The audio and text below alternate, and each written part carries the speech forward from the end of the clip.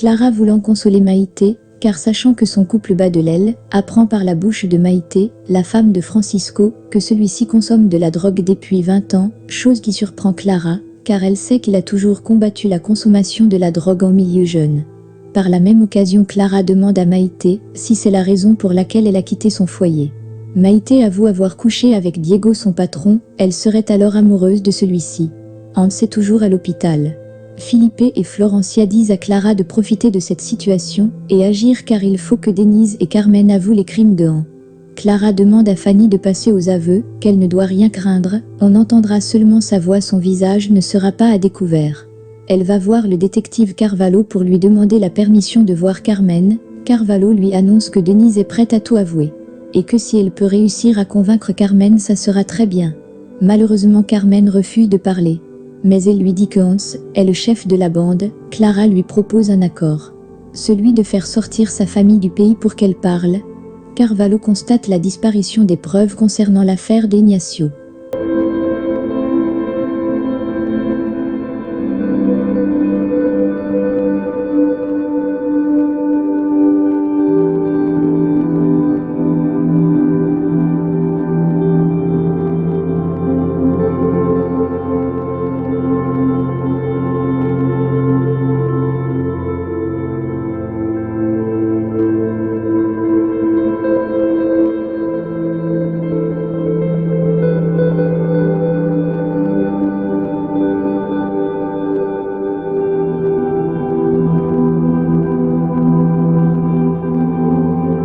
Clara et sa famille viennent au poste de police faire la déposition audio de Fanny. Dans celle-ci, elle raconte toutes les magouilles de Hans.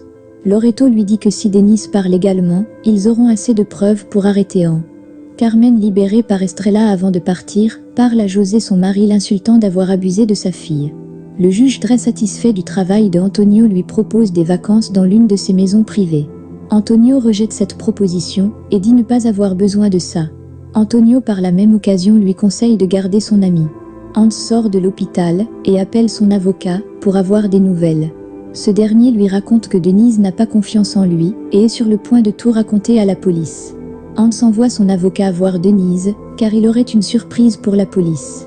Renata arrive au poste de police et Loreto dit à Antonio que c'est elle qui va l'interroger. Renata, intriguée, demande à Loreto si elle est fâchée parce qu'elle les a trouvés dans l'appartement de Antonio, alors qu'elle n'était pas là pour une relation sérieuse. Loreto lui dit qu'elle veut savoir pourquoi elle a menti sur l'endroit où elle était, le soir où son neveu Ignacio a été assassiné. Renata dit au revoir à Antonio. Loreto lui dit avoir dit à Renata qu'elle a menti, car pendant qu'il couchait avec elle, Carvalho faisait des recherches sur elle et a trouvé qu'elle avait menti. Antonio, fâché, demande des explications au détective Carvalho. Loreto intervient, donne son soutien à Carvalho pour ses recherches. Antonio exige les informations trouvées sur Renata à Carvalho, car il est son chef par la même occasion, et le traite d'opportuniste.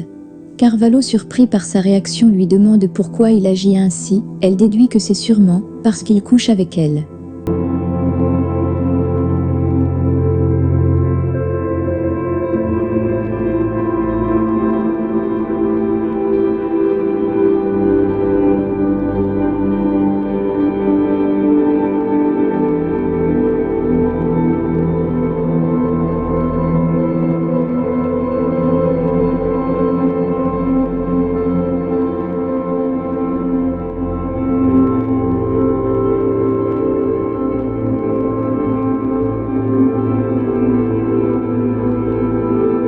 Carvalho conduit l'avocat de Hans voir Denise, qui lui dit de renvoyer cet avocat. L'avocat, quant à lui, sort la bague de fiançailles et l'attend à Denise. De la part de Hans, il lui dit qu'il n'a pas pu être là en personne parce qu'il ne se sent pas bien, mais qu'à travers lui, il demande de l'épouser. Carvalho intervient et essaie de persuader Denise que tout ceci n'est qu'une farce. Francisco, en colère, entre dans la chambre de Pablo et lui demande de lui rendre ce qu'il a volé. Pablo avoue ne plus avoir donc qu'il aurait vendu. Francisco, dans tous ses états, l'attrape et le menace. Le détective Carvalho tente toujours de persuader Denise de ne pas accepter la demande en mariage de Hans et lui demande si la bague vaut la vie de Karina par exemple. Il lui fait savoir que ce Hans n'est pas un homme bien. Denise l'arrête et lui demande s'il a oublié lui avoir dit que Hans était mort. Le détective Carvalho lui demande d'ouvrir les yeux. Malheureusement pour lui, Dennis lui dit ne pas pouvoir la convaincre parce qu'elle est amoureuse de Hans et qu'en retour Hans l'aime aussi. Carvalho lui rappelle qu'elle va être accusée pour complicité de meurtre et finir sa vie en prison. L'avocat demande au détective Carvalho de sortir et promet à Denise de la faire sortir rapidement de prison. Clara et son mari Santiago arrivent au poste de police pour demander le dossier de leur fils et celui de Hans. Antonio leur dit que c'est pas possible qu'ils doivent passer par une demande, mais Loreto leur avoue que les dossiers ont été volés. Santiago les accuse d'être des corrompus. Le détective Estrella, pour calmer la situation, leur dit qu'il y a un bon côté et le côté positif de ce vol est que, une fois le coupable retrouvé, cette affaire sera résolue une fois pour toutes. Et grâce à ce vol, ils savent à présent que les deux affaires sont liées. Loreto leur demande par la même occasion le nom de la jeune fille. Clara dit que Miguel a promis qu'il ne dira rien. De retour à la maison, Clara appelle Carmen et lui dit qu'ils peuvent faire sortir sa sœur et sa fille du pays et que son mari Santiago va la défendre.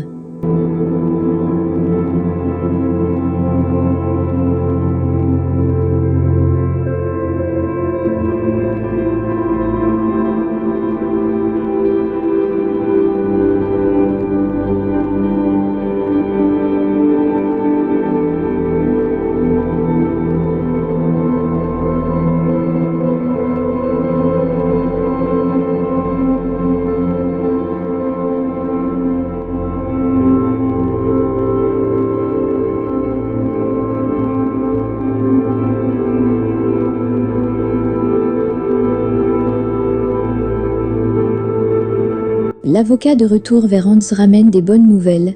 À propos de la bague, Dennis a accepté et que le détective Carvalho n'a pas pu la convaincre du contraire. Très content par la nouvelle, Hans appelle le juge. Le détective Carvalho raconte à toute l'équipe que Dennis, après avoir reçu la bague de fiançailles de Hans, a changé d'avis et ne veut plus faire de déposition. Loreto, très furieux de la faculté de Dennis à mener les gens en bateau, elle demande au détective Estrella de voir s'il n'y a pas un moyen légal de forcer Dennis à passer aux aveux. On annonce la disparition des archives des dossiers concernant l'affaire de Ignacio et Hans.